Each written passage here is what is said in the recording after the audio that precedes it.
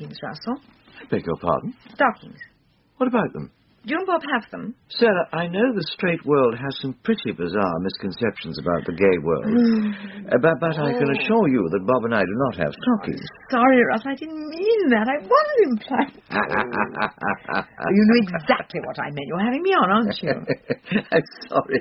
It's just such fun when you make a gaffe like that. I mean, you know, not the gaffe itself, but the speed with which you leap in to cover it up and show what a deep-down liberal, tolerant person you are. You are a pig, Russell. Yes, I'm sorry. Properly chastened. You were, in fact, talking about Christmas stockings. Yes. And the answer is no, Bob and I do not have stockings in that sense or any other sense. Ah. I haven't had stockings since I admitted to not believing in Father Christmas. Wasn't allowed to after that. Seems a bit harsh. Well, I grew up in a hard school, Sarah. My parents were not of the opinion that one should make a profit from something one didn't believe in. What a rotten principle. Goodness, if you followed that through, there'd be all kinds of repercussions. You'd write off the whole advertising industry for starts. Lose a good few politicians, too. A fair number of romantic novelists. You see, it's not all bad. In fact, I'd say, as a principle, it's got a lot going for it. Oh, but Christmas stockings, Russell. You can't not have stockings. Well, as I said, Bob and I do manage not to have stockings. Yes, shouldn't really have asked. You two manage not to have Christmas. We do our best. Decorating again this year? Mm-hmm. The back bedroom, rather nice pale green Regency stripe. The hell to match around the window alcoves. And the whole ring cycle on cassette again? Oh, no. No, we thought we'd have something different this year. Oh, what? We're having it on compact disc. Russell? And you? You doing the rounds of your friends again, or going away, or... No. This year I'm going to brave another traditional Christmas. At home? With Eleanor and Clare? Hmm? Isn't that wise? I don't know whether it's wise or not. I just know I'd feel all cheated if I don't do it. I have this deep-seated need to agonise over my own Brussels sprouts and brandy butter. Of course. Mm. And I know Henry won't be there. But come on, this will be the 4th Christmas since he died, so I think I can cope. I'm not sure I can cope, but there has to come a moment when I can cope, and this year I can cope with the concept of trying to cope. Good. Yes. And will you be having a stocking? No. No, goodness me, I haven't had a stocking. Since you were a little girl? Oh, no, since Henry died. What? We used to do them for each other every year. Oh. But you didn't have to pretend to each other that you believed in Father Christmas. No, we weren't brought up under your parents' strict regime. It must be difficult, running up to Christmas. You know, not getting stuff for Henry's stocking. Yes, it is. Had to concentrate all my firepower on Clare and Mother. What? They get stockings? Oh, yes. Come on, Clare's only 19 going on 20. Well, at Christmas time, 19 going on 5. Well, I suppose that's some kind of excuse for her, but, what's Eleanor's? Second childhood? Oh, she doesn't need an excuse. Come on, Russell. She's a mere 70, final figure left deliberately vague. Anyway, you take my word for it. They'd both be desolated if they didn't get their stockings. And presumably they don't have to subscribe to my parents got to believe in it principle. They don't, but they would. Russell, if those two thought they wouldn't get stockings without it, they'd believe in Father Christmas or the Loch Ness Monster or the Abominable Snowman or the Tory Party election manifesto. Ho, ho, ho.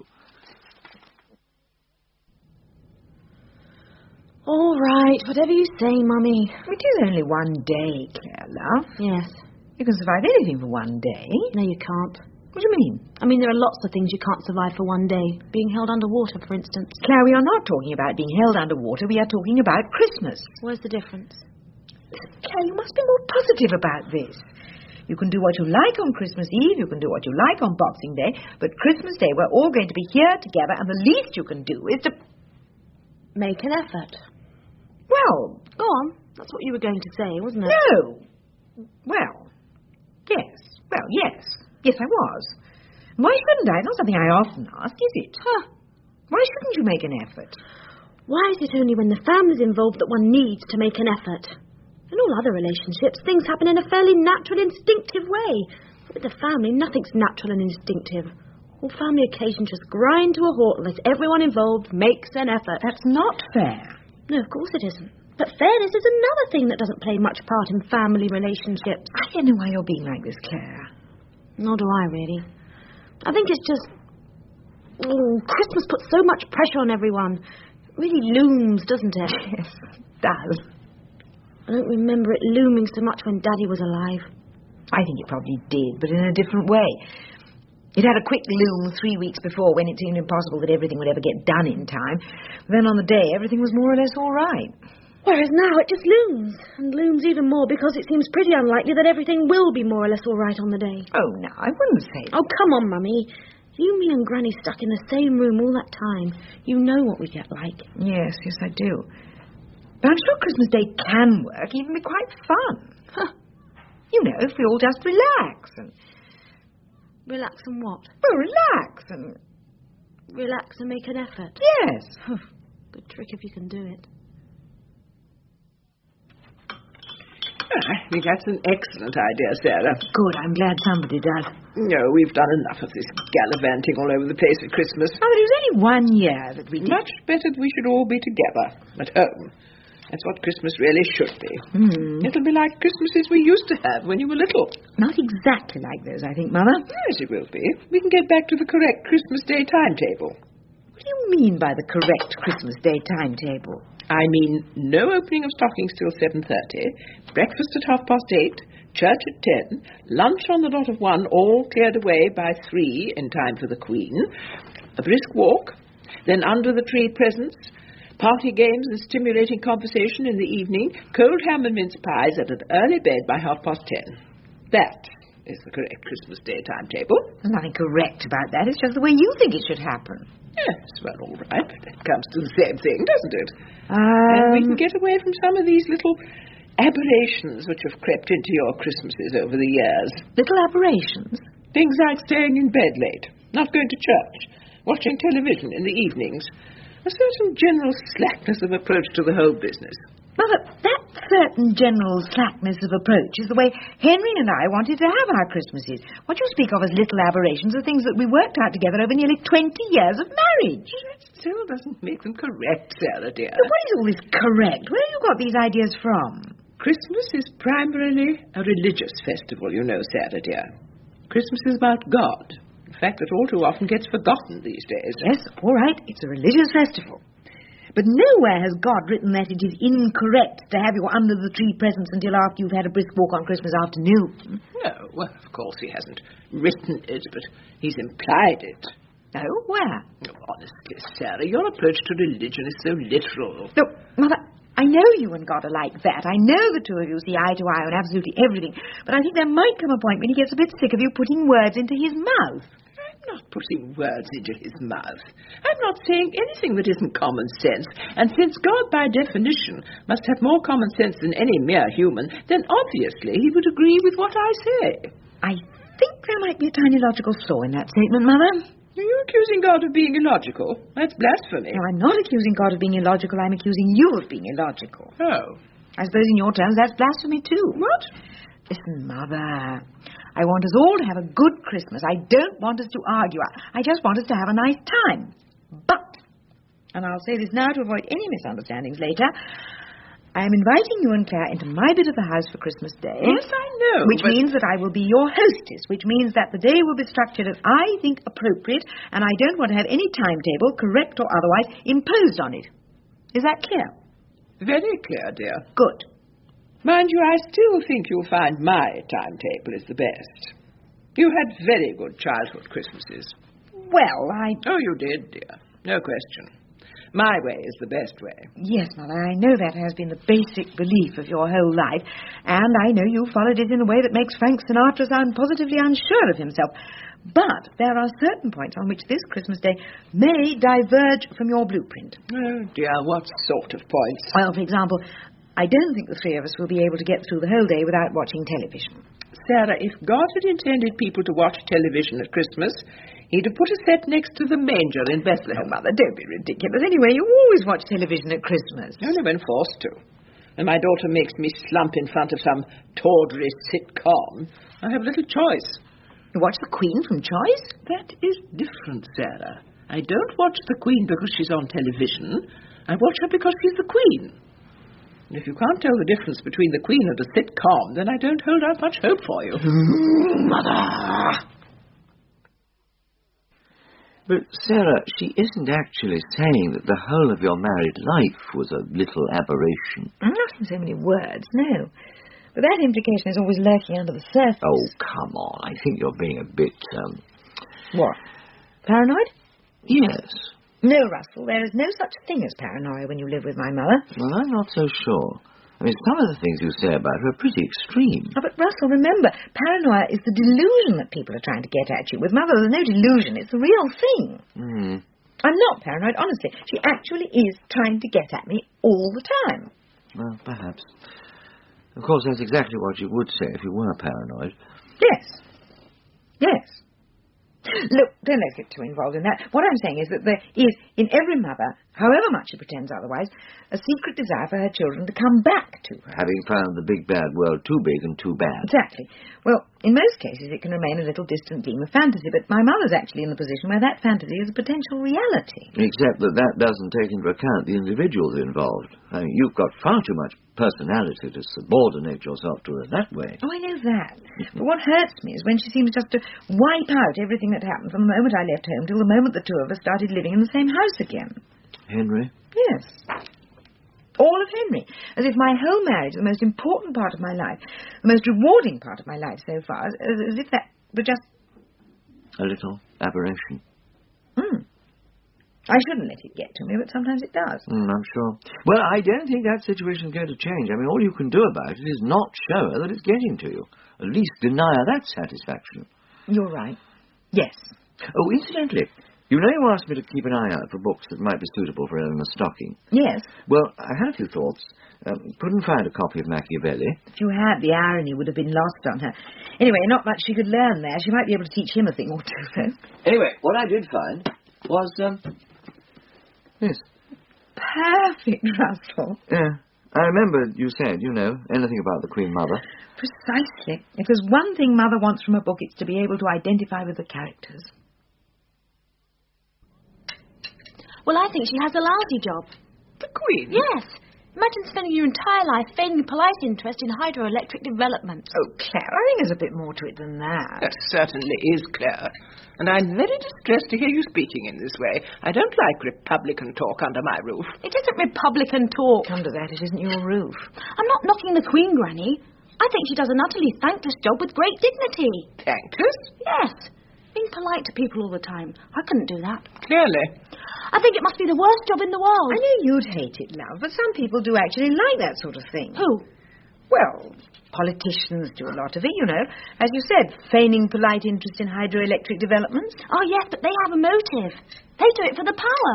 People who do anything for power. But that doesn't apply with the Queen. She can't change the amount of power she's got. From the moment she became Queen, she had all the power the British Constitution was going to allow her. No, she was just lumbered. I can't listen to this. Why not? Well, it's treason. Mother, don't be ridiculous. All Claire is saying is that she wouldn't like to be Queen. Very little chance of her ever being asked. Exactly, so it doesn't matter. Everyone's fine. Claire, who doesn't want to be Queen, doesn't have to be, and the Queen, who has to be Queen, is far too good at the job to let it show, even if she doesn't like it. Now, could we please get back to where this conversation started, which was, what time are we going to have Christmas lunch? Well, I think the later the better. So do I. You can't possibly start later than 1. Why not? Because then you'd have to rush it to be sure it was all tidied up before 3. What's so important about having it tidied up before 3? The Queen's broadcast, Claire. Here we go again. Well, you can watch it if you want to, Granny. We can move the telly into the dining room. Not unless lunch is all finished and tidied up. Why? Claire, are you suggesting that Her Majesty the Queen should have to put up with our dirty plates and turkey bones? Granny, television only works one way, People can't see out of the set, not even if they're the Queen. I know that, Claire. What I'm talking about is a matter of respect. A concept which you and your generation would probably not understand. I say, fighting talk. Of course I understand the concept of respect, Granny. You could have fooled me. And I respect you. And I respect the Queen. Do I get a look in? Yes, I even respect you, Mummy. Oh, thank you. Up to a point. But what I'm saying is I can't respect a television screen. I refuse to dress up or change my behaviour or hurry a meal for a television screen, whoever's appearing on it. Well, that just demonstrates the kind of lax attitudes... Mother, I've seen the solution. What? We have lunch when we want it, when Claire and I want it, and we let it take just as long as we want it to, and we watch the Queen afterwards. How? We video the broadcast. Video? The Queen? Sarah, that would be an appalling act of lèse majesty. Oh, just seemed like a good idea to me. Who's lèse majesty? Shut up, Claire. Well, Sarah, you've clearly never thought about what being head of state of this country of ours involves. No, well, I suppose I probably haven't much. Why, have you? Oh, yes. Really? To what extent? I mean, have you thought what you'd put in your Christmas broadcast if you were Queen? Of course. Oh, yeah. What would you put in, Mother? Well, I'd wish all my subjects a happy Christmas. Most gracious. And then I'd mention those who are suffering at this time. Yes. And I'd not forget our friends in the Commonwealth. Very thoughtful. Well, they can't help being foreign. And I'd express my hopes for a prosperous and peaceful new year for the whole world. Yes, in other words, you do more or less exactly what the Queen does. Yes. Yes, I suppose I would. We see eye to eye on a lot of things, Her Majesty and I. It's a great pity that we've never had the pleasure of meeting. No, I think she does the broadcast very well. I'm sure she'd be relieved to hear that, Mother. Isn't there anything you'd do different, Granny? You know, if you were Queen and you were doing the Christmas broadcast. Well, I think I'd probably make some reference to personal stereos.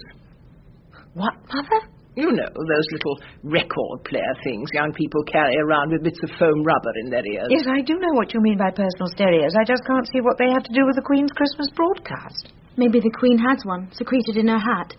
You know, so she's got something to listen to when she's being shown round hydroelectric development. Claire, don't be frivolous. No, all I mean is that those personal stereos are pernicious. They encourage selfishness. They allow young people to isolate themselves in a world of their own. Yes, but I'm not sure that... They do. And the noise they make. Sit next to one on the bus and all you can hear is wick-a-boom, chick-a-boom, wick-a-boom. It's infuriating.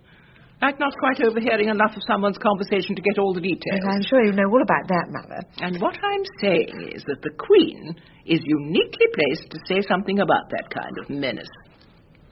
Just a few well-chosen words from the throne about personal stereos, and people would stop using them. I don't think they would. Well, they should. Or be sent to the tower. Oh, goodness. You two have such trivial minds. It's impossible to talk to you about anything of real importance. Sorry. So, we still haven't sorted out when we have Christmas lunch.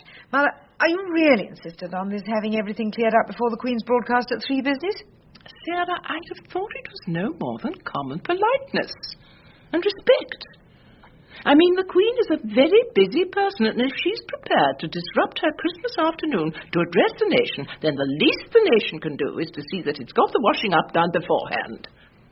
Mother? What? The Queen isn't live. What? The Queen's speech is pre-recorded. Don't be ridiculous, Sarah. Well, why can't you just listen to the Queen on the radio? What? The broadcast is on Christmas Day morning, Radio 4, I'm sure. Oh, Russell, that's brilliant, yes. No, she can't argue with that. Still time to get to church if she insists on going, and we can have a nice leisurely Christmas lunch getting quietly pickled into the twilight.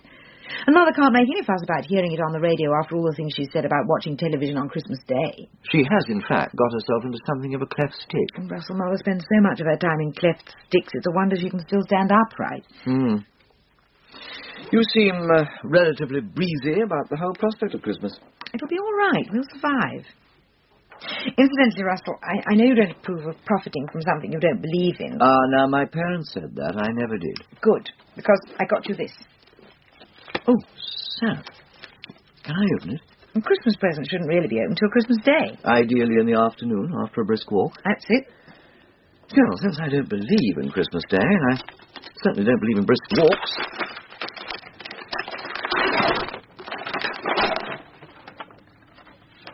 Oh, Sarah. Good heavens. It's a first. Wow. Thought you'd like it. It's heaven. Where did you get it? George Linton, Book Lover's Corner. Oh, I hope you didn't pay his prices. I beat him down. Oh, good girl. Oh, I'm delighted with it, Sarah. Oh, thanks. The back bedroom may well have to wait until after this gets read. Decorating will always keep. Oh, yes. Oh, incidentally, I know I was brought up not to profit from things I don't believe in, and it's all right for other people to profit from them, but there you are. But, well, should I look inside? Well, I think you can have a peep into the bag without compromising your principles. Whether you actually open it now is between you and the influence of Eleanor's early training. Oh, Russell. Oh, from someone who doesn't believe in Christmas. Well, Bob insisted. He bought all the stuff. I told him your Tiny Tim sob story, and he couldn't bear thinking he was so deprived. Oh, well, thank you. Well, you're not going to open it? Oh, good gracious, no. Christmas afternoon, after a brisk walk? No, Russell. Stockings at Christmas morning. Ah. But whatever time you wake up, you're not allowed to start unwrapping until 7:30. Oh. Otherwise you get overtired. Ah. And there are tears before bedtime. Of course.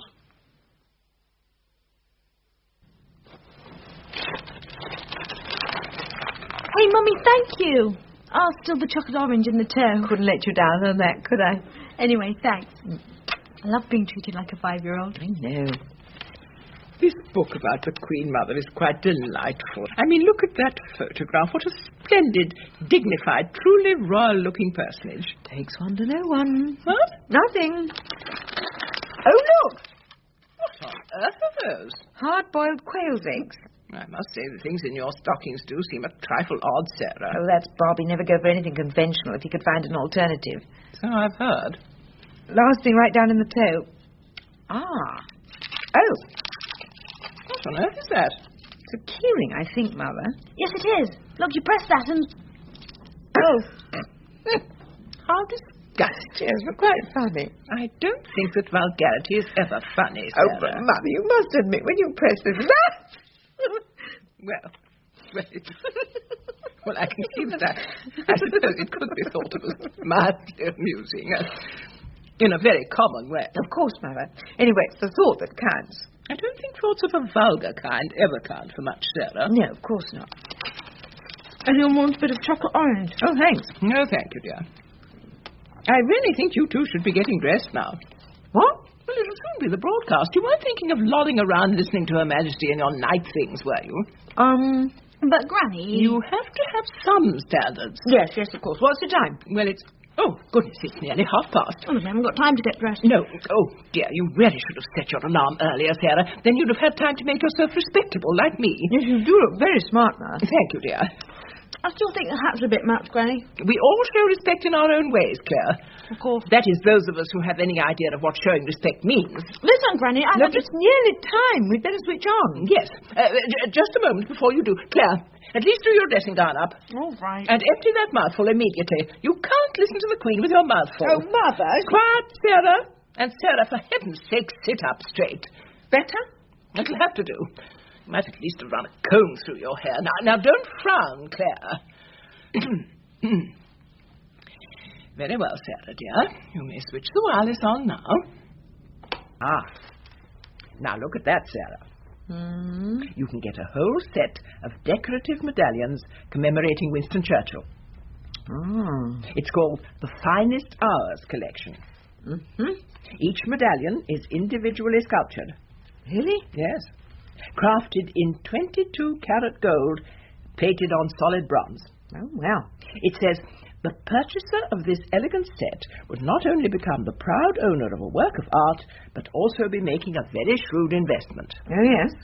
It's a limited edition, Sarah. Because of its limited appeal, I would imagine, Mother. No, have a look. Have a look. Now, wouldn't you say that was tasteful? I'd say it was hideous. I mean, who on earth would give house room to stuff like that? Sarah, you're too young to know what we went through during the war. I know it's fashionable to debunk and diminish everything these days, but if Winston Churchill was still around, you wouldn't have all this soccer violence and personal stereos and hamburger wrappers all over the streets. You do sometimes sound incredibly crusty, Mother. Oh, so it's called being crusty, is it? And one defends one of the greatest leaders this country has ever had. Mother, I was not making any criticism of Winston Churchill, but I don't think stuff like that is doing his memory any service at all. Those medallions are the most aesthetically unpleasing things I've come across since the last Eurovision Song Contest. Oh. The papers are just so full of tat. Every Sunday it's the same, and all the rubbish that comes with them. When I go to a shop and ask for Sunday papers, I want Sunday papers, not a whole library of mail-order catalogues. You do sometimes sound incredibly crusty, Sarah, dear. All this garbage makes me feel crusty. I mean, look at that, a golf ball personaliser. Stamp your initials on your own golf balls. Well, let me have a look, dear. I mean, who in the world would want to buy a golf ball personaliser? I would. What? It'd be just the thing for Wallace Merton's 75th birthday. He's always complaining about getting his balls mixed up. Oh, I see. Look, Mother, when Russell comes... Oh, and that's rather nice. What? Little leather signs you can hang round the neck of your bottles. Hey? I'd rather like to have my sherry bottles saying De Casa Prescott on them. Would you? Oh, and this toothbrush with a digital clock in the handle could be very useful. What for? Sorry? What would a toothbrush with a digital clock in the handle be useful for? Really, Sarah, for a supposedly intelligent woman, you're sometimes very obtuse. It would be useful for telling the time while you were cleaning your teeth. Ah. But while you're cleaning your teeth, you'd have your hand round the handle so you wouldn't be able to see the clock anyway. Oh, Sarah, dear, don't be childish. Listen, Mother, when Russell comes... Lunch all under control, is it? Yes, Mother, potatoes on, just got the cabbage to do. But the cabbage should be on by now. We'll be eating in half an hour. Mother, cabbage does not take half an hour to cook. I always cook it for 3/4 of an hour. Yes, but tastes are rather changed about how one cooks vegetables. My tastes haven't changed. Nowadays, people prefer vegetables cooked for a shorter time. People like them al dente. Al dente? That way they have more taste, more texture. Texture? You mean they're all crunchy? I was always brought up to believe that raw vegetables were rabbit food. Yes, well, I was brought up to... What? Nothing. It's just that I don't personally like vegetables that are soggy. Soggy? Vegetables that are boiled for 3/4 of an hour do tend to get just the teeniest bit soggy. Oh. But every Sunday lunch throughout your childhood, I boiled the vegetables for 3/4 of an hour. Yes, and every Sunday lunch throughout my childhood, the vegetables were soggy. You never complained. I didn't complain because I didn't know any better. Anyway, I hope you've put some bicarb in with the cabbage. What? Bicarb. Bicarbonate of soda. I know what bicarb means, Mother. I just have no intention of putting any of it in with the cabbage. But it brings out the colour. It also takes away the goodness and the taste. Oh, I do hate people who are faddy about food. I'm not faddy, Mother. I just don't like vegetables that are soggy. Still, if you're boiling the potatoes for over half an hour, they should get nice and soggy. Not boiling them. Oh, you're roasting them? No, I'm steaming them. Steaming them?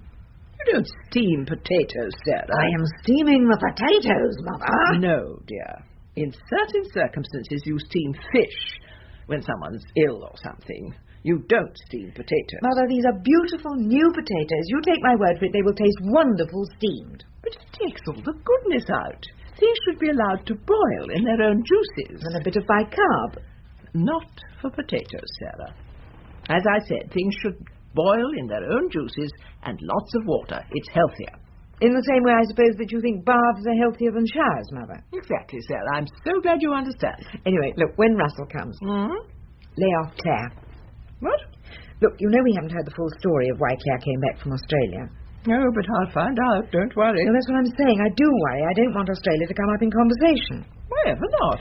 Because Claire's still in a pretty emotional state, and I don't want her upset. I just want this to be a nice, civilised Sunday lunch without any emotional traumas. I see. So, just avoid Australia, right? It's a big place, you know. Fairly difficult to avoid it completely. Mother. Oh, very well, dear. I'll be the soul of tact. Has to be a first time for everything. What did you say, dear? Nothing. Where is Claire, by the way? I better give her a shout.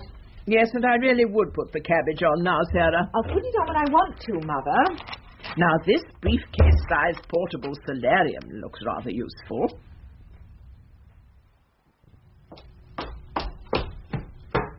Hello! Nearly time for lunch. Oh, good heavens. Sarah, you're going to give me a heart attack. We're waiting to pounce on this. No, Russell, I was just crossing the hall. Well, come on in. Thanks. I brought you this. Oh, bless you. Well, it'll go well with the pudding. That is, assuming we're having a pudding. Yes, apple crumble, the full works today, Russell. Traditional English Sunday lunch. Oh, lovely. Well, not quite traditional. Oh? Chicken rather than roast beef and Yorkshire pudding. Well, suits me fine. And the vegetables won't be soggy. Good. Heard from Bob? Oh, yes, he rang this morning. God, he sounded so hearty. I don't know why I end up with someone who keeps wanting to go on sailing courses. At least he doesn't drag you along. Oh, couldn't think of anything worse. I did go sailing once, utterly pointless exercise. You can see where you're trying to get to, but instead of going straight there, you spend all your time zigzagging back and forth. Horses for courses, Russell? Yes, well, give me a good book any day. Even a bad book. I'd read Geoffrey Archer if the alternative was going sailing. Anyway, lovely to see you. You don't know how welcome you are. Oh, thank you. As a catalyst, you see. Well, you three are slightly combustible combination at the moment. On our own, yes, we are a bit. But with you here, we'll all behave ourselves. Sure? No, but I hope so. I'll just give Claire another shout. Claire, Russell's here! Here's Russell, Mother. Lovely to see you, Russell. And you, Eleanor. You're looking younger than ever. Russell, you're as bad as Bob. What's your drink, Russell? Sherry, gin and tonic, wine, whatever? A glass of white wine would be lovely. Fine. Bob's not with you? No, he's sailing. Oh. I didn't know he was a sailor. Very keen. I've always had a soft spot for sailors. How about you, Russell? There you are. Thanks. If you'll just excuse me, I must go and do things in the kitchen. Like put the cabbage on, I hope. No, Mother, just finish off the bread sauce. The onion and cloves have been infusing for a while. And Onions? Cloves? What are you talking about, Sarah? To make bread sauce, you simply open the packet and pour on hot water. Actually, I make my own bread sauce, Mother. Make your own bread sauce? What on earth do you make it of? Bread? Good heavens. Russell. Yes, Eleanor.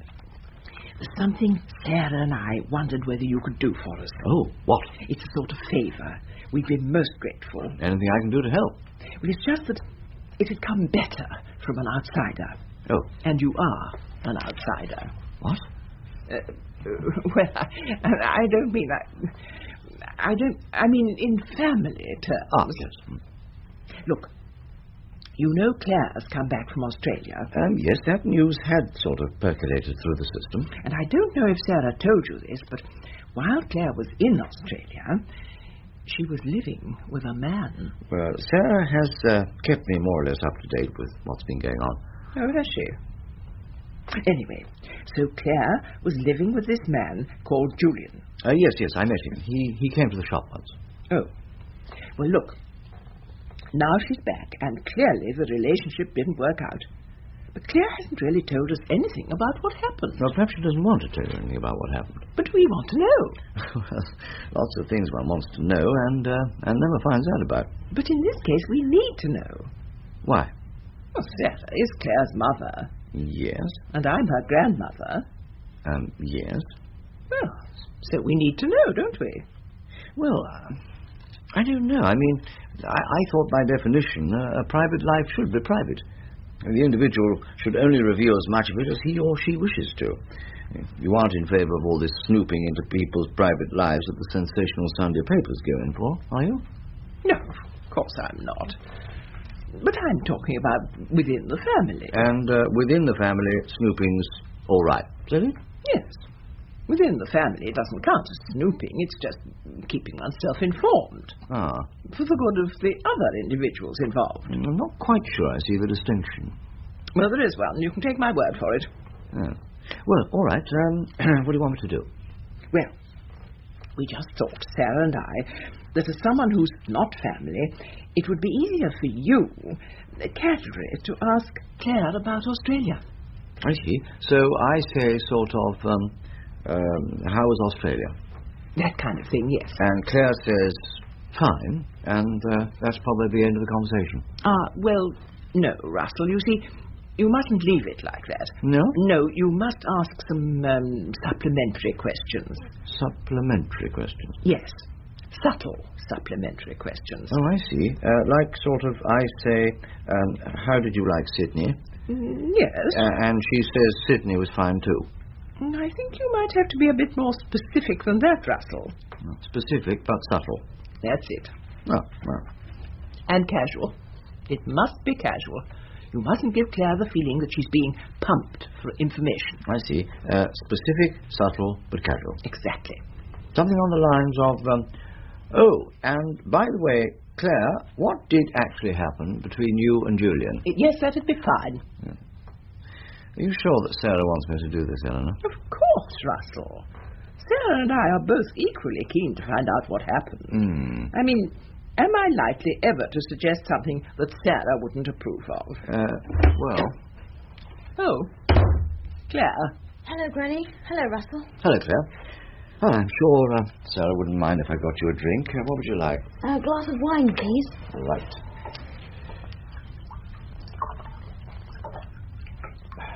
There we are. Thanks. Well, this is nice, isn't it? Sunday lunch. I'm a great believer in tradition. Aren't you, Russell? Yes, well, some traditions. But I mean, all the family meeting together for Sunday lunch. That's a good tradition, isn't it? Depends on the family. Well... Talking of family, where's Mummy? In the kitchen, trying to salvage the cabbage. Ah. Well, Russell, you haven't seen Claire since she came back, have you? No, I haven't. From where she'd been when she went away. Right. It was Australia she went to, actually. Ah, yes, Australia. Yes, I heard that. So how was Australia, Claire? Fine. Ah.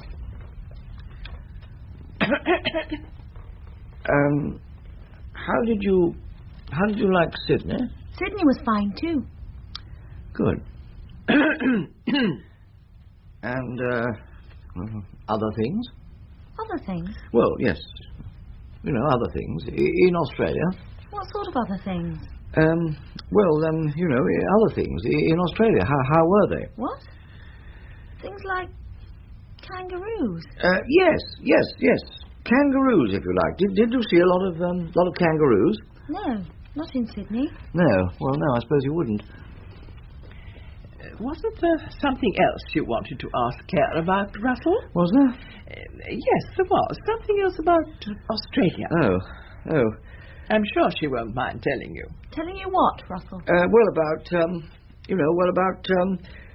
koala bears. Did you see any koala bears? Well, not in Sydney, no. Oh. Goodness. It's all taken a vow of silence. Hello, Prunella. Hello, Mummy. We were just talking about Australia. Oh, were you, Mother? Russell brought up the subject. Did he? He was just asking Claire about how things were there. Well, they were fine, weren't they? What? Things in Australia. Yes, fine. Good. Well, look, I've just put the cabbage on so we can eat in a couple of minutes. A couple of minutes, Sarah? It'll hardly have reached room temperature. And if you sit just over there, Russell. Oh, thank you. Oh, I'm sorry, I've automatically started carving. Do you mind? Mind? Why should I mind? Well, it's just, I've got into the habit of doing it since Henry died, but, What Sarah means, Russell, is that carving's man's work. Man's work? Yes, traditionally the man of the family carves. Oh, I'm not the man of this family. No, but I just thought... You carve, please, sir. Oh, all right. It's funny, that really is one of those examples of reverse discrimination. What?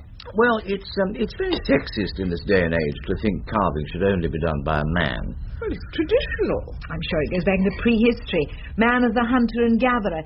He'll go off into the primeval forest for a few days, come back with some dead animal, and then portion it out with his flint knife for the rest of the family. Yes, all right, I'll buy that, but I honestly don't think it's appropriate nowadays. I mean, there is a big difference between the primeval forest and Sainsbury's, isn't there? Not on the Saturday before a bank holiday, no. Yeah, well, all right.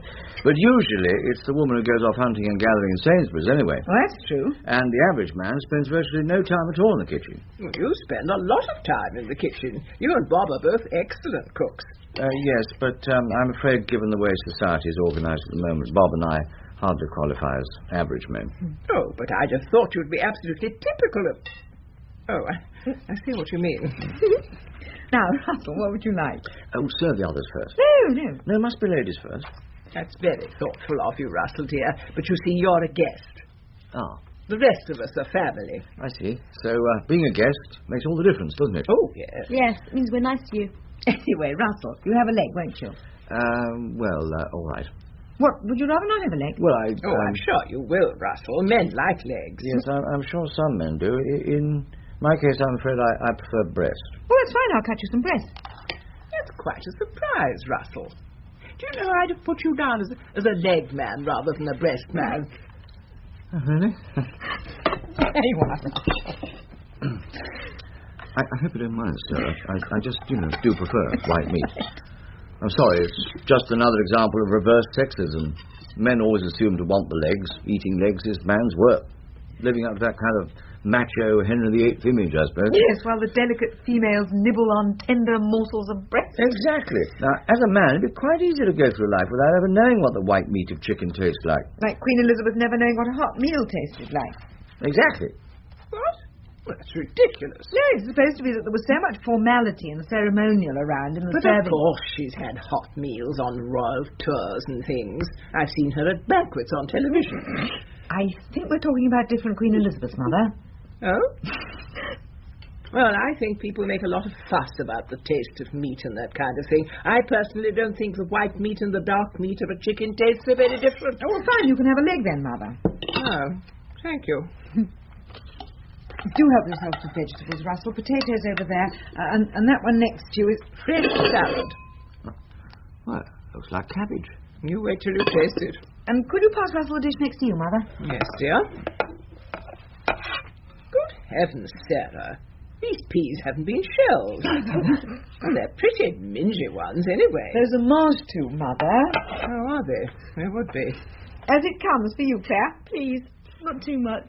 Can I hold the potatoes for you, Eleanor? Thank you. They look quite normal. There you are, Claire. Right, so it's just me. Everyone got everything they want? Yes, thank you. Lovely. Good. This gravy seems very thin, Sarah. What? Well, it's not like ordinary gravy. Ordinary gravy? Proper gravy. Gravy's gravy, Mother, made from the stock of a chicken. And what else? Nothing else. No gravy browning? No, Mother. Oh, well, this isn't what I think of as gravy. It's very pale, too. Well, maybe the chicken was anemic, Mother. So at least this gravy moves about. What? Sorry, no, not worth explaining. It's a reference to Hancock's half hour. Oh? Tony Hancock said something about his mother's gravy moving about. Oh, well, Sarah certainly moves about. Moves about all over the plate. That was the point I was making. I don't understand. No, well, it's honestly not important. It's just, we were talking about gravy. When and, I used to cook Sunday lunch, I made proper gravy. How do you define proper, Mother? It had lumps in. Not big lumps. Don't be so stupid, you two. Small lumps. Sweet lumps. That's how you knew it was proper gravy. Ah, right, I see. Enjoying it, Mother? Very nice, thank you, dear. Well, that is... Cabbage a bit crunchy? For my taste, I must confess it is, Sarah, yes. Ah. I'm sure it's fine for people with their own teeth. Yeah. Do you have your own teeth, Russell? Yes, they're all my own. Though 4 of the ones at the back are on a plate. Oh. But the plate's mine, too. Claire, will you stop that childish giggling, please? Yes, Granny. How about the potatoes, Mother? How do they taste to you? Well, I must confess, they are a bit... Bit what? A bit steamy for my taste. Ah, yes, well, they have lived, those potatoes, you know. There's something about them in today's news of the world. What's that? No, Mother. Oh, wine! I haven't opened the wine. No, don't worry. No, I'll do it, sir. Man's work. I'm sure I can't tempt anyone to any more. No, really, that was lovely, sir. Mother, they need to stack the plates straight away. But Sarah, dear, if we've all finished... Yes, we may have finished, but we don't have to whip everything away instantly, do we? Well, we don't want dirty plates lying around. I'm not suggesting they should lie around for any length of time, Mother. Not for days, not for weeks. I'm just saying we finished this course. Wouldn't it be nice just to sit quietly with a drink and have a little break and some decent conversation before we start the next course? You mean the pudding isn't ready yet, Sarah? Of course the pudding's ready. I'm just saying it would be more civilized to wait. Why? Well, I don't feel as if I spent every meal of my entire life with you hovering over my shoulder, waiting to snatch my plate away as soon as the last crumb's halfway to my mouth. Really, Sarah? You always appeared to be slightly put out that you couldn't do the washing up before we started eating rather than after. Oh, that's nonsense, Sarah. Well, that's the way it seemed. Well, this is a nice little break, isn't it? I must say I'm very impressed with all the decent conversation we're having, Sarah. Oh, all right. You've killed any relaxed atmosphere there might have been anyway. Let's clear the bucket. Language, Sarah? Can I help? No, that's all right. Hold on a bit. If you could just open the door, Claire. Sure. You sure you can manage all that, Sarah, dear? Yes, thank you, Mother. Help yourself to some more wine, Russell. Oh, thanks. You? Please. Thanks. I hope it isn't my presence that's making them snap at each other. Good heavens, no. Be much worse if you weren't here. FHB. FHB? Family hold back from each other's throats until the guests have gone. There's certainly a lot of tension around this house at the moment. Oh? Because of me. Really? Oh, I know what's going on. They're both desperate to know the situation. What situation? My situation. Am I back permanently? Am I going back to my job at the building society? Should we all decorously pretend that the last 6 months never happened, and what actually did happen between me and Julian? Those are just a few of the questions they want answered. Well, they're the very questions you haven't yet been able to answer yourself. You know, Mummy's very lucky to have you, Russell. You're a very female man. Oh, I mean, well, I don't mean that because you... No, I know exactly what you mean, sir. And it's one of the nicest compliments anyone's ever paid me. No, you're right. They do want to know the answers to those questions. That's all that business of you asking me about Australia was, wasn't it? Oh, yes. Sorry. Oh, don't worry. It had all the hallmarks of one of Granny's subtle approaches. I knew what was going on. Ah. It's a pretty fair rule of thumb in this household that whenever anyone starts behaving in a way that's completely out of character, Granny's put them up to it. Yes. And you can't tell them the answers to any of the questions. As you said, I don't know the answers myself. Well, not to some of them, but you do know what happened between you and Julian. Yes. Well, can't you tell them that? I mean, you don't have to tell them everything. You can give them an edited version. Just the highlights? No. Look, Russell, if you'd done something really stupid, showed yourself to be really immature, totally misjudged the character of another person, basically made a fool of yourself, would you want the whole world to know about it? Well, we're not talking about the whole world knowing about it. We are if I tell Granny. Be around Vera Poling, Valerie Brown on the pension counter, Sister Mary, and the rest of the coven within 10 minutes. Won't be if you tell Sarah. No. No, you're right, but... Oh, I do find it difficult to talk to Mummy. Yes, I know. Particularly since Henry died. Yes. But there are things you want to say to her. Yes. About what went wrong in Australia. Because, well, I mean, what is it? Do you hate Julian now? No. No, it'd be a lot simpler if I did. Do you want to see him again? I don't know. Well, do you think you ever will see him again? I don't know. Well, do you think you'll talk to Sarah about it? I don't know. Sorry, Russell, the needle's got stuck. Well, you could try talking to her. Yes. Yes, I could. Are you going to? Oh, who can say, Russell? Who can say? Let's have some more wine. Yeah. Do you know, this woman here looks after children, has a PhD, is managing director of an international company she built up from scratch, is deliriously happily married, and has just had the nerve to publish a novel. Doesn't it make you want to throw up? Who is she? Dunno. Never heard of her. Someone a day in whose life the Sunday Times thinks is worth chronicling. She's only 34. Oh, and look, she's thin. These velour leisure suits are only £24.99. Ah. They've got them in French Navy or burgundy. Have they? How do you think I'd look in a burgundy velour leisure suit? Do you want an honest answer to that, Mother? Oh, be quiet, Sarah. Do you know, nowadays more people listen to Radio 4 than go to church on a Sunday. Really? So what? I don't know. Interesting, though, isn't it? Well, I suppose mildly. Must be depressing if you're a vicar. I don't see why. Radio 4's not depressing. Well, not all of it. No. Did you say I was an introvert or an extrovert? Extrovert. I see. Casting vote, Russell. I say you're an introvert with extrovert connections. Oh, very judicious, Russell. Not bad, was it? So that's 3 there. 4, 5, 6, 7, 11, 15... What are you doing, Claire? Oh, Granny, I've lost count. What are you doing? It's this questionnaire. How sexy are you really? Oh, and how sexy are you, really? I don't know, do I? Because you interrupted me while I was adding up my score. Oh. Right. 1, 3, 4, 5, 7, 11... Could I have a go? It's Granny! after you. More coffee, Russell? No, I'm fine. Anyone? No, thank you, dear. I have a slight touch of indigestion. Oh, the way you've tucked into that apple crumble, I'm not surprised. The apple crumble had nothing to do with it. It's just, if God had intended potatoes to be steamed, he'd have given them fins and a tail. Ah. It says here, given the speed with which the rich countries of the world generate rubbish, there'll soon be a greater volume of rubbish than there is of people. Well, thanks. Terrific. That's cheered me up a lot. Sorry. It's just the vision of spending the rest of my life wading knee-deep through discarded Winston Churchill medallions and velour leisure suits. Could happen. Oh, no. What's the matter?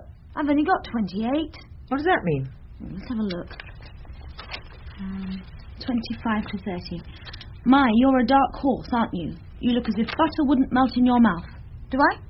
Sometimes. Not very often. But goodness, what a wonderful surprise there is in store for the right partner. The one who kindles the flames of all that latent passion. Oh. Do pass it over. There. So, it sounds as if all you need is the right partner, Claire. Unless, of course, you've already met him. Mother. What about Julian, Claire? Mother. Was he the one? Thanks a lot, Connie. Goodbye, Russell. Now, would you say I was A, very sensitive, B, sensitive, C, insensitive, or D, very insensitive? I assume that was a rhetorical question, Mother. Ah, is that all you can say? I'm sorry, Mother, it's just that that's the fourth time you've said you're not feeling at all well in the last hour. The first time I said I was sorry. The second time I asked if there was anything I could do to help. The third time I asked if you wanted me to call the doctor. The fourth time, I'm afraid the only thing I could think of to say was, Well, I don't think you're being very sympathetic. No, Mother, I'm sorry. You'll be old yourself one day, Sarah. Yes, Mother. God knows I'll recognize what it feels like when it happens. And you'll discover it's no fun. I'm sure you're right, Mother. No, I must say, everything seems pretty gloomy when you get to my age. I'm sorry. I ought to get out more. And of course you don't help. Don't I? No. What you need when you get elderly is people around who cheer you up. Most of the time you seem as gloomy as I do. Do I? Yes. Which only makes me feel gloomier. Well, I'm sorry. No, you're no help to me at all. Thank you, Mother. Perhaps we see too much of each other. What do you mean? Well, if I no helped you by being here, perhaps it wouldn't make any difference if I wasn't here. No, it wouldn't make a great deal of difference if you weren't here. I mean, I cook for myself at the moment, but when that becomes impossible, I could always arrange to have meals on wheels. Yes, you could. But you can't arrange to have sympathy on wheels. Or a bit of lively conversation on wheels. Sparkling companionship on wheels. Well, I'm afraid as things stand at the moment, you can't. No. No. You know, I'm not feeling at all well, Sarah. I'm sorry. Is there anything I can do to help? Would you like me to call the doctor? What on earth did that mean, Sarah? I'm afraid those are all the reactions I can muster to the fact that you're not feeling well, and you're welcome to take your pick of the one you find most appealing. I don't find any of them very appealing, thank you. Sarcasm has never been a particularly attractive human trait, you know, Sarah. No, I know. I'm sorry. Of course, it was different when Claire was around. Yes, it was. She used to be so bright and alive, so vital. Used to bring a bit of sparkle into my life. And into mine. Now she's off in Australia with this street corner busker. Julian is a songwriter, Mother. Same difference. No, Claire really used to cheer me up. Yes. Cheerful presence to have around the house. Unlike you. Thanks. No, she inherited my sunny disposition. Did she? Yes, you didn't. Oh. That kind of thing often skips a generation. Does it? I haven't noticed too much evidence of your sunny disposition recently, Mother. No. Well, that's because you bring me down all the time. And I just don't seem to get out these days. Yes, why don't you? How is Claire? Have you heard anything more from her? Mother, I showed you the letter that came last week. You're as up to date as I am. I'll try and ring her on Sunday, and then we'll get the latest news. If there is any. Doesn't say much in her letters, does she? Well, she tells us everything she's doing. Yes, but she doesn't tell us what she's feeling. No, but then Claire always was a bit evasive when it came to discussing her emotions. Yes. Well, if you hear anything else, do let me know. Of course I will, Mother. Do you think she writes a whole other set of soul-bearing letters to me, which I don't show you? Well, No, I suppose that is unlikely. Thank you. No, if she did write that sort of letter, she'd be more likely to send it to me. And if you did receive letters like that from her, would you show them to me? Well, I'm not sure that I could I? I mean, obviously she would have sent them because she felt confident of an understanding reaction, which is why she would have written to me rather than you. Of course. She hasn't written that kind of letter to you, has she? Well, now, if she had, I'd be betraying her confidence by telling you, wouldn't I? Yes. Yes, you would. Well, you must excuse me. I've got to go and get ready. You going out again?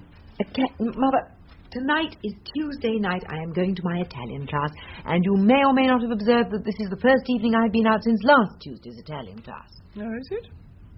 Anyway, you have a good time, dear. Thank you. Just don't think about me sitting here on my own. Mother, you said only 5 minutes ago that I'm no help when I am around, that I just bring you down and make you gloomier and gloomier. That's certainly true. So why are you making a fuss when you're being offered this wonderful opportunity to be free of my depressing influence for a couple of hours? I'm not making a fuss. You could have fooled me.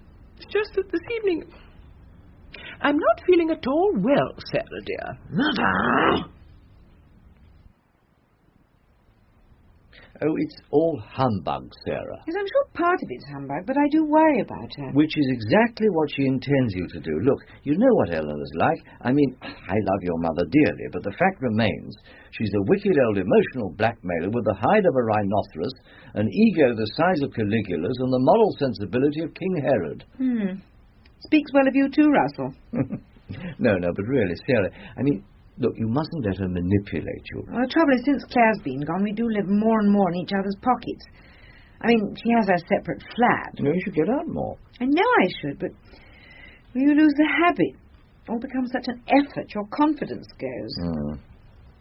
Oh, I'm sorry, Russell. I'm becoming horribly maudlin and self-pitying again. Bad luck. I bet you thought you got over the worst of that in the first months after Henry died. Here I am, 5 years on, as bad as ever. No. Really? Not quite as bad. Thanks.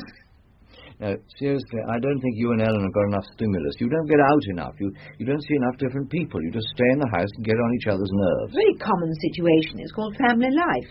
But Eleanor used to have a very full social diary, a hectic round of geriatric jollity as far as I could gather. What happened to all that then?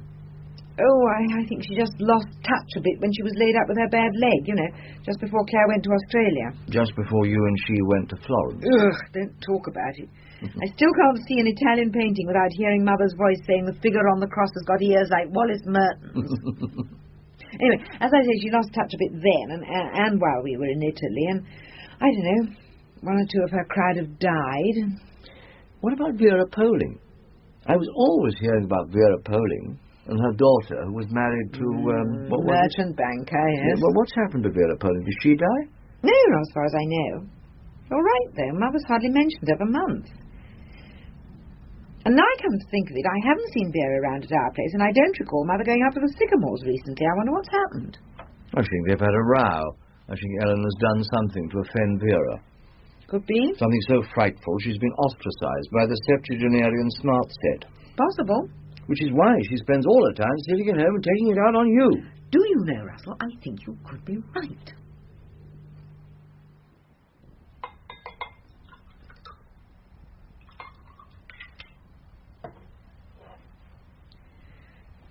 There's a sherry, Mother. Thank you, dear. Cheers. Cheers. Come on, cheer up, Mother. Why? Well, come on. There must be something you've got that you're looking forward to, mustn't there, Mother? Yes, there mustn't there?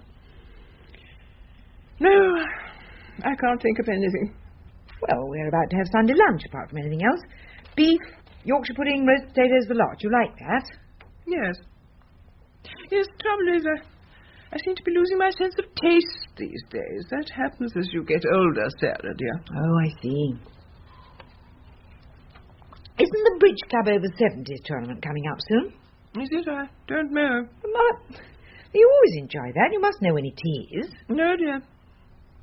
Anyway, I think I'm probably beyond bridge now. I get so confused. My concentration's not very good. Oh. That tends to happen as you get older, too. Does it? Yes, I suppose it does. But you always like the bridge tournament, Mother, because it gives you a chance to run circles round Vera Poling. I doubt if I could run circles round anyone now, dear. I think my circle running days are over. I'm sure you still could with Vera. I always used to say that Vera was born with the intellect of a fruit fly and that it hasn't improved with age. Did I say that? I don't remember, dear. How is Vera? Who? Vera Poling. I don't seem to have heard you mention her much recently. No. Well, is there any reason? Yes. What? Oh, I just think you find with certain people that you don't have as much in common with them as you once thought you had. Yes. There's something else that happens increasingly as you get older. Did Vera say something? Did you have a quarrel? I don't have quarrels. Disagreement? Suffice it to say, Sarah, that whereas I used to think Vera Poling was my sort of person, not as intelligent as me, obviously, but in some respects my sort of person, I now no longer think that. May one ask why? You may ask, certainly. Good. But you won't get an answer.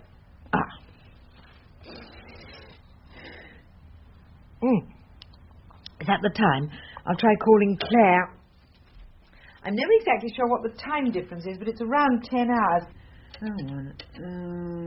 6, 1, 2 for Sydney. 11 o'clock at night in Sydney. She'll probably still be out at some wild Australian party. Strange not knowing the sort of place she's living in. Well, she did describe it in one of her letters. Yes, but it wasn't a very exhaustive description. Our flat is big with a nice view. Doesn't exactly conjure up a photographic image, does it? These one or two little details to be filled in. Oh, come on, Claire. Hello? Claire! It's me, Mummy. Ah! What? I said ah. Ah. Well, hi. Hi.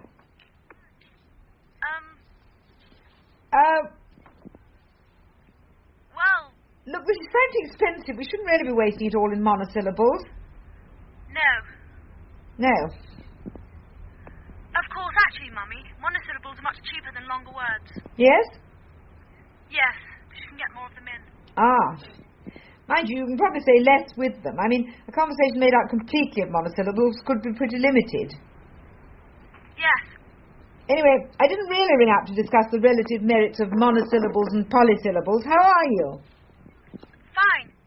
Julian? Fine. You? Fine. Granny? Fine. Fine, then. Well, there's one little monosyllable that seems to have done more than its fair share in this conversation. Yes. Do let me have a word, won't you, Sarah? Of course, Mother. What have you been up to, Claire? Oh, all kinds of things. Like what? This and that. This and that doesn't tell me much, does it, Claire? No. Well, look, Mummy. Either I give you a minute-by-minute account of my every waking action, or I just concentrate on the important bits. Yes, all right. What are the important bits?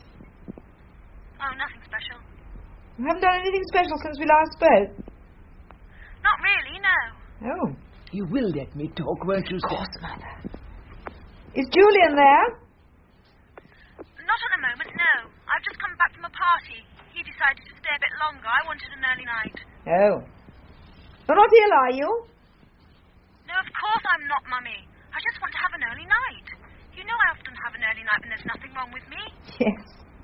A large hot bath first, I seem to remember. That's right. It's running now, so I can't be too long. No. And Julian's work's going well? Fine. We're back to that, are we? You done anything interesting? No. I mean, since we last spoke. No to both questions.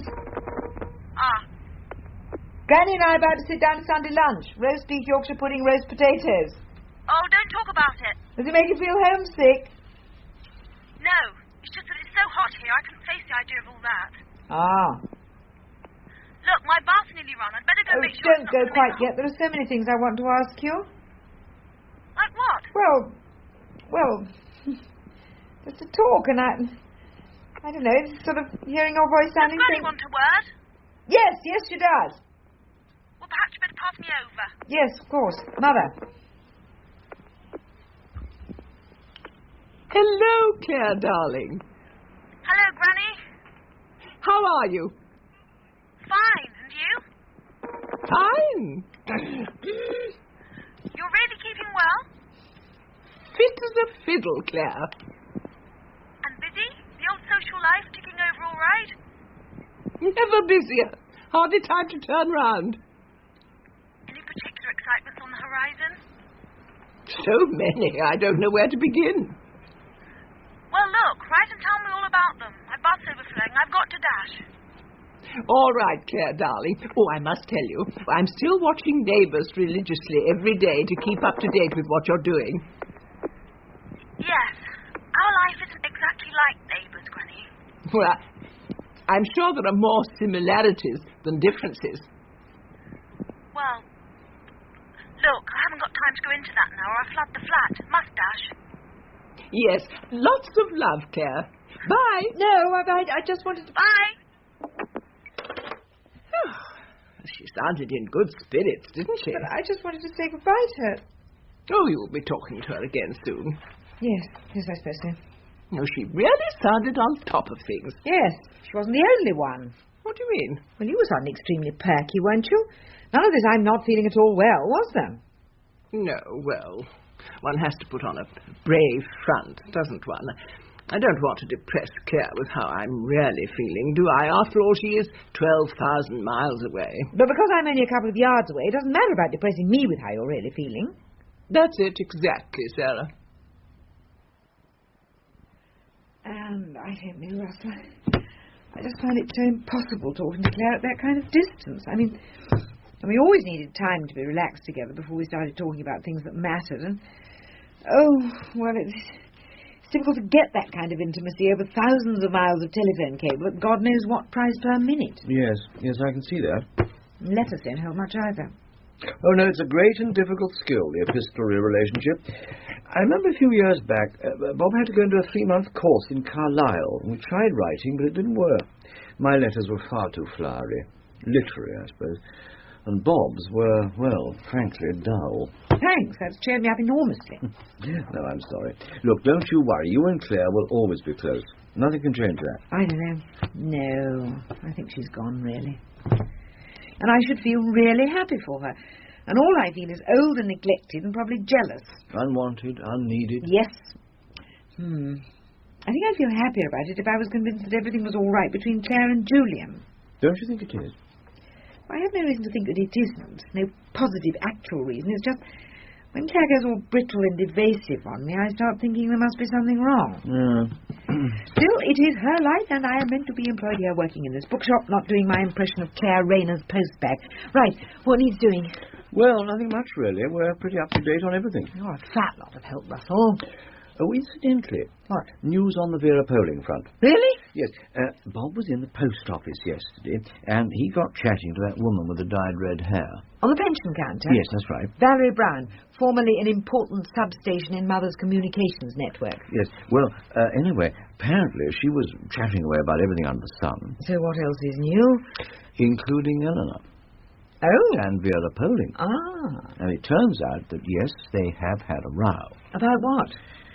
Something unforgivable that Vera said to Eleanor. More likely to be something unforgivable that Eleanor said to Vera. The unforgivable is Mother's conversational speciality. Anyway, the upshot of it is, apparently, they've refused ever to speak to each other again and spend all their time studiously avoiding each other. Oh, it's ridiculous. What on earth could one of them have said to the other that would have caused a rift like this? Well, I've no idea. Maybe your mother said to Vera's face some of those bitchy things she says behind her back. She always says them to her face anyway. Well, even that line about Vera's colour sense being so frightful that even her cheeks don't match. Oh, yes. Perhaps Mother cast aspersions on Tricia. What, suggesting that Tricia only married her husband for his money? No, Vera's extremely proud of that fact, particularly since Mother's daughter only married a mere doctor. Ah, so what sort of suggestion about Tricia would offend Vera? I don't know. All I do know is that this is a ridiculous situation which is making both of them utterly miserable, and that I am going to put a stop to it. Fighting talk, Sarah. No, dear, there's nothing specific wrong.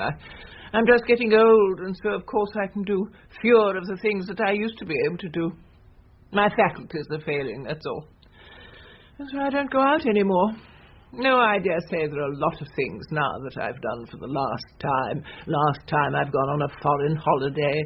Last time I've gone on a holiday of any sort, probably. Maybe the last time I've pottered down to the chemist to pick up my paracetamol. Perhaps the last time I've gone to the hairdresser. Mother! What, dear?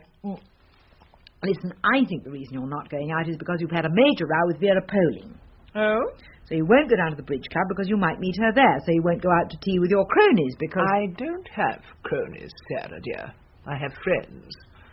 Or at least I used to have friends. Listen, there can't be anything that's passed between you and Vera Poling that's dreadful enough to cause a break like this. You know nothing about the situation, Sarah. What did you say to her? What makes you think I said anything? Oh, 40-odd years of observation. Did you say to Vera's face that you thought she was marginally less intelligent than a sheep? No. Well, yes, I did actually, but that wasn't what caused our argument. Did you say to her face that her dress sense made Patrick Moore look soigné? I may have done, but it wasn't that. Did you say that Tricia's merchant banker only got married because there were certain tax advantages? Yes, certainly. But it wasn't that? No. Oh. Look, Mother, whatever it was, I'm sure you're overreacting. You're cutting off your nose to spite your face. It's my nose and my face, and I'll do what I like with them. But you cut yourself off from all your friends, too. That is my choice. I'd have thought I had a right to choose whom I consort with. You certainly do, but at the moment you're not consorting with anyone. Except me, and you're driving me mad. I see. And I'm driving you mad, too. Go on, admit it. Very well, yes. But then, of course, you always have driven me mad, Sarah. That's just something that a parent has to learn to put up with.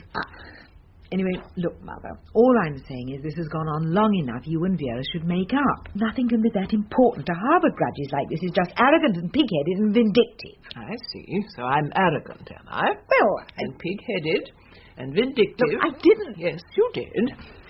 Well, I didn't come down here to be insulted. You will excuse me, Sarah. Mother. Mother. Hello, 74923. Hello, Mummy. It's me. Claire, how lovely to hear you. Good heavens, what time is it with you? It must be the middle of the night. It's about 4:30. I just happened to be awake and I thought, why not give the old boot a call? Oh, thank you. It's good to hear from you. Yes. You all right? What do you mean? Well, I always think of you as one of the world's champion sleepers. Oh, yes. You only used to wake up in the night when there was some crisis, boyfriend trouble. Oh, no, everything's fine here. I just woke up. It's very hot. Yes, of course. What have you been up to? This and that. Expansive as ever, Claire? Hmm? Julian's all right? Yes. Yes, fine. Hope you haven't woken him up. No, he's not here, actually. Oh. He's doing an all-night session in the studio. They do a lot of their work through the night. A tradition in pop music. Yes. Everything is all right, is it, Claire? Sure, yes. Fine. Oh, good. I do appreciate your ringing, you know. No problem. No, but it's expensive apart from anything else. The record company pays the phone bill. Ah, well, it's the thought that counts. Yes. Everything all right your end? Yes. Well, grandmother's being impossible, but then so what else is new? What's the problem? Oh, usual granny complications, you know. Mother's managed to fall out with her best friend. Vera Poling. Yes. How do you know? Granny told me about it. Oh, so do you mean Granny writes to you? Of course she does. And you write back? It would be pretty rude if I didn't, wouldn't it? Yes. I mean, I write to you and you write back. Yes, it's just... I show your letters to Granny when they come. So? Well, she doesn't show me the ones she gets from you. Well, that's up to her, surely. Yes. Anyway, the Vera Poling feud is still going on, is it? Oh, yes, Granny won't give an inch. I'm sure just a straight apology could sort the whole thing out. Honestly, your grandmother is the most selfish, stubborn, manipulative, just plain difficult person who was ever created. She can be, certainly. I see, Claire, Granny didn't tell you what she and Vera Poling actually quarrelled about, did she? Yes. What was it? What was the unforgivable thing Granny said? It wasn't Granny. It was what Vera Poling said that was unforgivable. What? Vera was, as ever, comparing her daughter Tricia... Oh, the one who's married to a merchant banker, yeah. Yes, with you. With me? And Vera said that because you were so rude to Granny all the time, that meant you didn't love her. What? And that made Granny so furious that she refused to speak to Vera again until she apologised. And that was what caused this whole breakup? Yes. Oh dear. Oh, good evening. Is that the Sycamores? Yes, thank you. Could I speak to Mrs. Poling, please? Yes, Mrs. Vera Poling. My name is France. Sarah France. Thank you. So, you don't know exactly what was said? I don't know what was said. All I know is that it worked. Mother is now firmly back in her social stride. Her phone's ringing constantly. Geriatric gossip service checking in with their latest bulletins. Exactly. I'd forgotten about gossip. That must have been the worst part of Mother's ostracism. Gossip's like oxygen to her. Must have really hurt not to get hourly reports from Vera and Valerie Brown on the pension counter's sister Mary. But her nosiness is now fully serviced again. You bet. You'll never guess what she told me yesterday. You know that man on the delicatessen counter at Sainsbury's? The one whose nose wouldn't look out of place in a punnet of strawberries. Well, apparently he's having a fling with the vicar's wife. Good heavens. Oh, yes. Sylvia Waits from the Meals on Wheels saw him going round to the vicarage during evensong with 2 Italian salamis and half a parmesan. The mind boggles. I should get the latest update this evening. Yes, well, keep me informed. I'm intrigued to know what they do with the parmesan. I'm sure Mother will be able to tell me. You haven't heard anything else from Claire? No. Oh, well, I'm sure she's fine. Yes. Look, I think that's Mother coming back from the Bridge Club. No doubt I'm about to get a full action replay of the evening's events. Yes, well, rather you than me. See you in the morning. Yes. Oh, and Sarah? Yes? Don't forget to ask about the parmesan. I won't. Bye. Bye.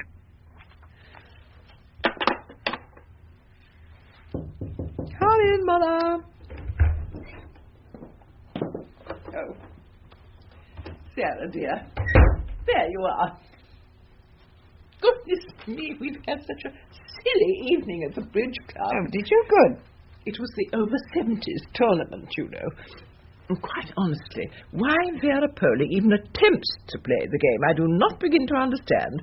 As you know, I'm the most charitable person in the world. Yes. But even I have to admit I've met budgerigars with more intelligence than Vera. The way she was bidding this evening, dear, oh dear. Reg was partnering her, and I really thought he'd have a seizure. I mean, he was cross enough when we drew for partners. He'd hoped to get me, of course. Of course. You actually draw for partners, do you? Yes. Vera's known throughout the club as the short straw. Now, did you really say these things about Vera to her face? Of course I do, dear. That's what friends are for. Incidentally, Mother, I did find out what it was that Vera said. You know, that made you actually break off communication with her. What? Oh, that was just a silly misunderstanding. No, but I wanted to say, I mean, it was daft that it happened, but I was really touched. I don't know what you're talking about, Sarah. Have you had a pleasant evening? Well, I've just been here, you know. It's not a Tuesday, no Italians. So... Yes. You know, Sarah, you really should get out more. Yes, Mother, I should. Apart from just for the Italian. Yes, you're right. I don't know, I just seem to be losing confidence in my ability to... Incidentally, Sarah, talking of Italian... Yes? Would you like me to tell you something rather surprising about the vicar's wife and half a parmesan? Yes. Go on, Mother, you tell me.